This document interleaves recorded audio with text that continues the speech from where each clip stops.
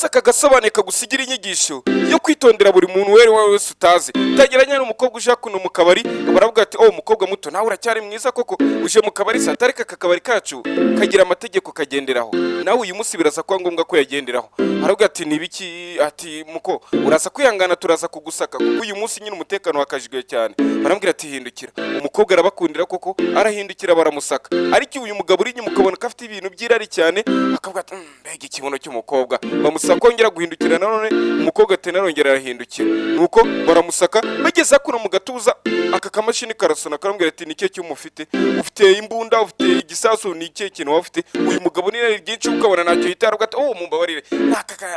aka gashanete kanjye nta bindi bintu byari bya danje, aka gashanete kare ukitondeye neza cyane. Uyu mukobwa aravuga ati naka ngaka rwose muze kumbabarira, ati ndatekereza ko ni clear, ati yego rwose nta kibazo, ubu ngubu ushaka wakwigendera wagenda nta kibazo, ati kandi n'ikindi gihe uzagaruka ugarukane n'inshuti zawe, ati sawa basi nta kibazo. Agiye kugenda uyu mugabo n'irari twabonye wari umufitiye irari arambwira ati uretse gato kugenda, ati ndatekereza ko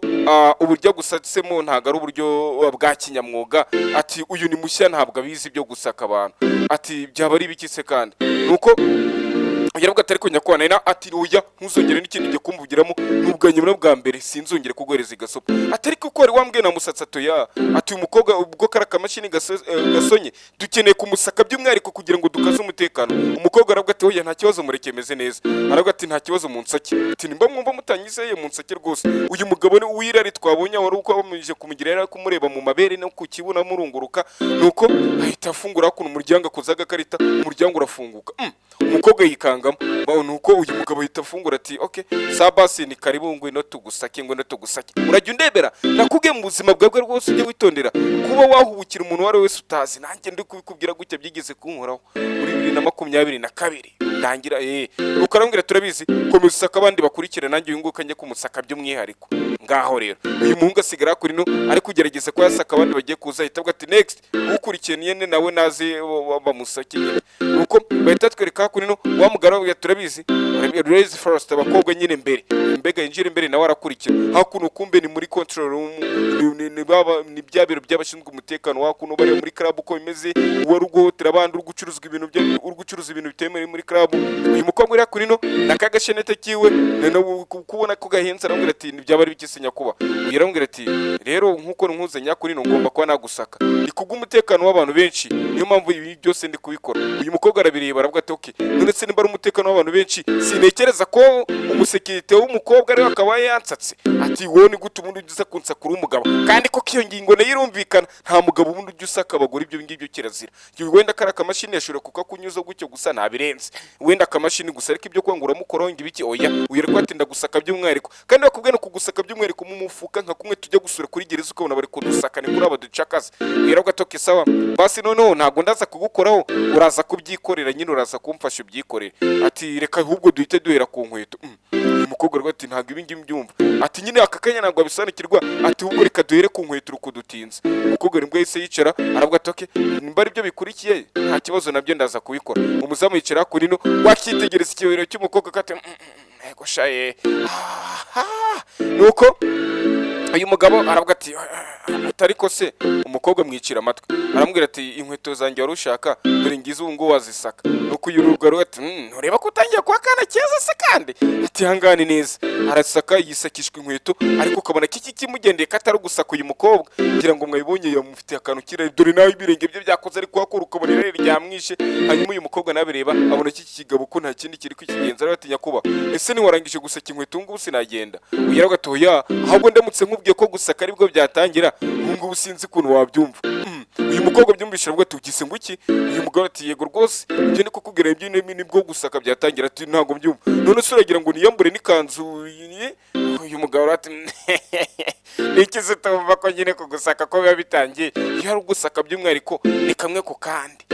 Ati no mu cyenda cy'imbere ubwo ni mwikariso naho turahasaka. ati cyane ko mwiza nkawe tuba tugomba kijye kumukora uyu mukobwa aritaza kitaramukoraho cyane uyu muhungu ahita yinjira hakurino uyu mugabo arambwira ati wakigurujuje gukora iki hakurino ati ari ati nyakuba impamvu cya hakurino ati ari kubundi mbere byose byose hano bimeze neza arambwira ati oya mukiro yagenzwe n'iki arambwira ati umurongo wari wansigiye ngo ngusake bose namaze kubona ko bari clear nta kibazo kandi nta nabandi bakiriye bari kwinjira muri aka kabari muri aya masaha urabizi ko n'abantu benshi bari kuza ati nahisemo kuba naza nkagufasha nkareba nimba ko ibintu byose byemeze neza cyane ko uyu nguyu turi kumusaka by'umwihariko uyu mugabo aravuga ati aho ngaho noneho unkoreye neza ati nimba ari ukuza kumfasha ati waza ukamfasha ngo munsakire rero yaravuga ati ariko nyakuba ati urabona ko uyu ati uya umusake niryo tegeko ngo wayi kuko nubundi wabuze kuje kumfasha ngo musake ngo itegeko ninge muyobozi wawe mbega ukuntu bamukorana mwese muri nk'abakwikwi mu gikoni ariko ari umushefu muri abaseriveri hari ubakuri hari umusekirite hari ukuri abasekirite uyu mukobwa yitebwa turazi n'ikindi